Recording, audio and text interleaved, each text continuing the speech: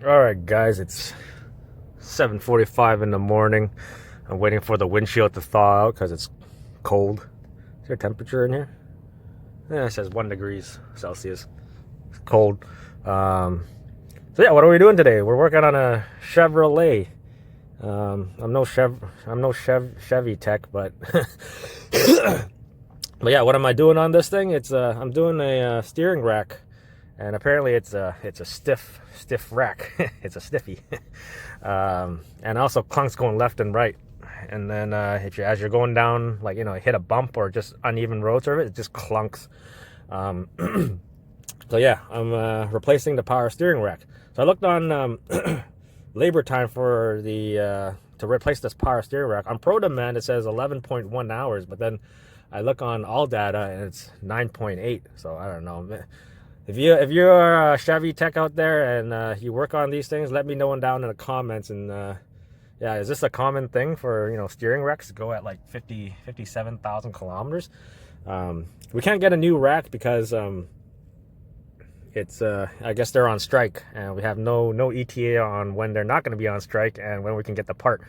So I guess they got me a used steering rack. So I don't know how well that's gonna how good the used rack is gonna be. But yeah, I went through the manual just to take a look at it. What they want me to do is to drop the entire drivetrain out to replace that steering rack. I guess that's why it's 11.1 hours, or 9.8 on all data.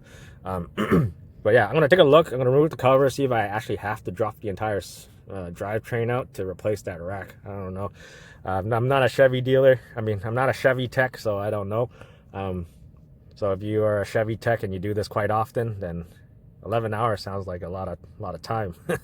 So anyways, I'm waiting for the windshield to thaw out so I can drive this into the shop. And it's like 1 degree Celsius right now. So, and I'm still kind of sick. But yeah, I'll bring you back once I bring this into the shop. I'm just driving this thing, and like the noise it's hardly there anymore.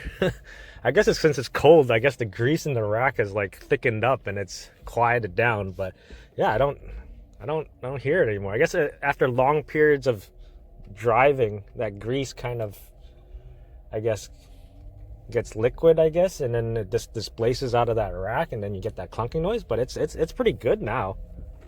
You can still hear a little bit, but it's a lot quieter now, especially when it's like 1 degrees outside. I guess that grease is thick. You can kind of hear a little bit of it, but it was way worse when the customer first brought it in.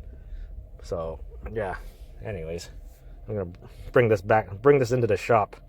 All right guys, so I just removed the belly pan, and just having a look, I kind of see why, or possibly why, this thing failed.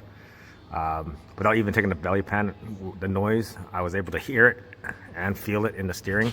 Also, I felt it in the floorboard, and then when I put my hand on the rack while turning the steering wheel, you can feel it like making a clunking noise when you're turning back and forth. So so as you see here, you see all this wetness that's coming from the rack. So I have a feeling something's leaking out of it, maybe the grease or something from there, and it's causing it to make noise. But everything else, if you look, it's like you see like wet here, and underneath the bolt, right underneath the steering rack, it's kind of wet here, but everything here is kind of like dry. So just looking at this, it goes underneath a mount. If you can see right over there, it just goes underneath there. And yeah, I'm gonna see if I can sneak it out this way just by looking at it. Maybe I can drop this far enough without completely removing it, and then see if I can clear it and go out that way. So that's the plan, because on the shop manual it wants you to drop the entire subframe with the drivetrain to remove that steering rack. Yeah, so I think I might not have to disconnect the high voltage system. I'll probably just leave it as it is, because on the manual it says you got to use the scanner to disable the high voltage system. So yeah, I'll probably just disconnect the 12-volt battery, and then we'll go from there. Yeah, you can see all this stuff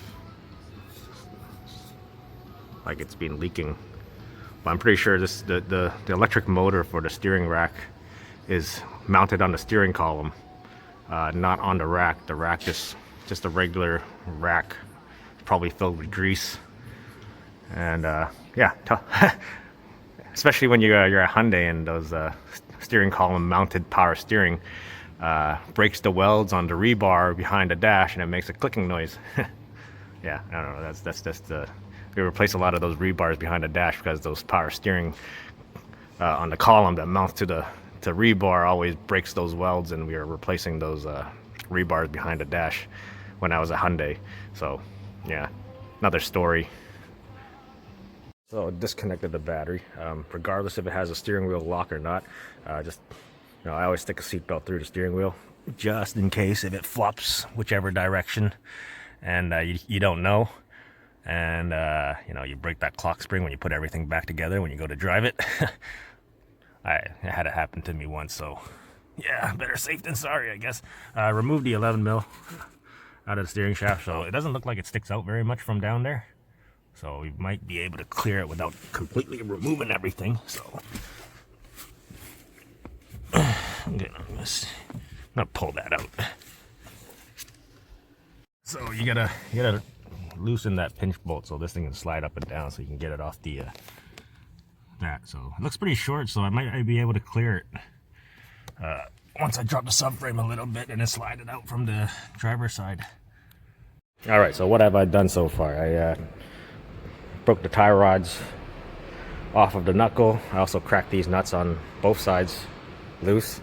I disconnected the sway bar link because I feel like once I drop that subframe, if I had it still attached to this sway bar will start coming up and it'll get in the way of me sliding out the rack on the other side. So I took the sway bar links off, and these are plastic plastic sway bar links. I don't know if that's like a weight thing for these EVs on the Chevys, but even the Hyundai ones weren't plastic. But yeah, other than that, I think I'm gonna get rid of some of these out of the way, maybe take it off the subframe so it doesn't put any tension on those wires. I might have to remove this guy just to get it out of the way so I can clear this subframe. All right guys, before I fully committed, I already dropped this off. I removed the bolts. I have two in the front that's holding it up. On that side, I'm gonna jack this part up so I can get it off the mount in the back, and then yeah, and then drop the subframe even more, and I'm gonna probably have to remove the sway bar leg and just push it off to the side to be able to slide it out that way. But before I committed, I went to grab it because it is a used part, and good thing I checked. It's stiff.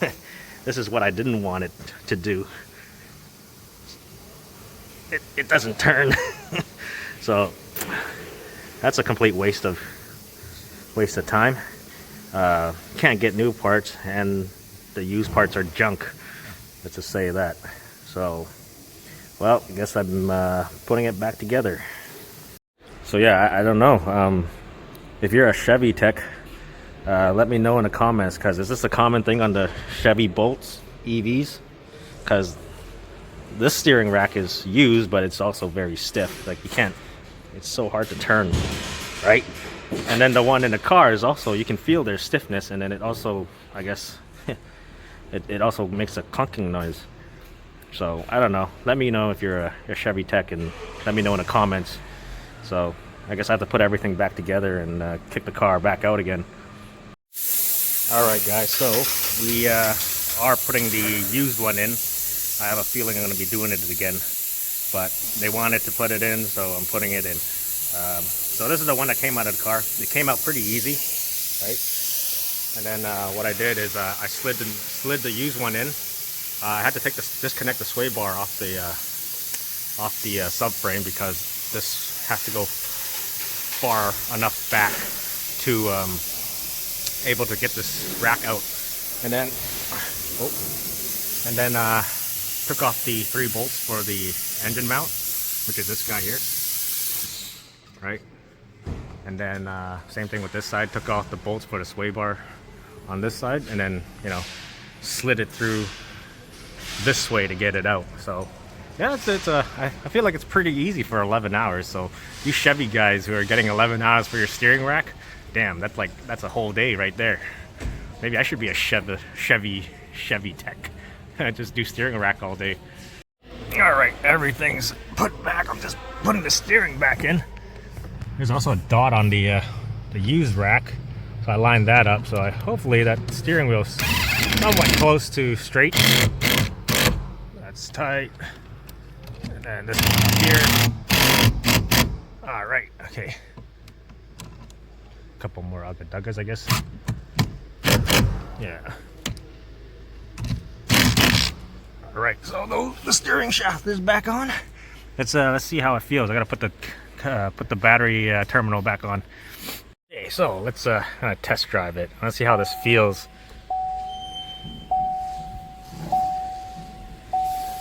Feels okay, I think.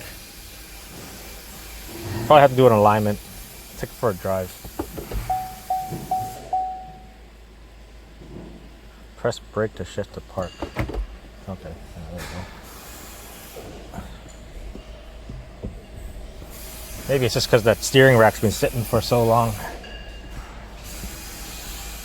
It's quieter, no noise. Okay, let's go for a rip.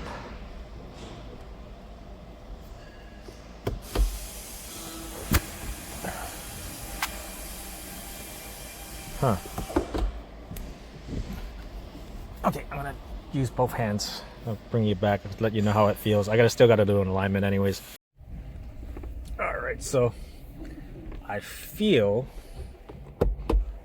like the steering's a little heavier, but it is quiet. So I'm just gonna put it on the alignment rack right now.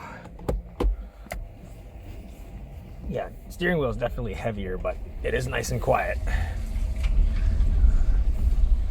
Do an alignment.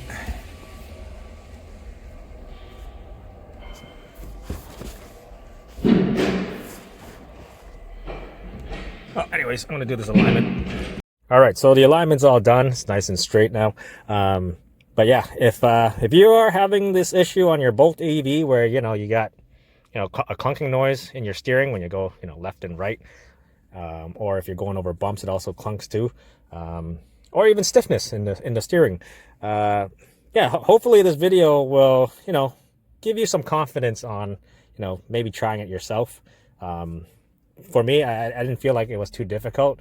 Nothing like the 11 hours that the shop manual says it is to do, where you got to drop everything.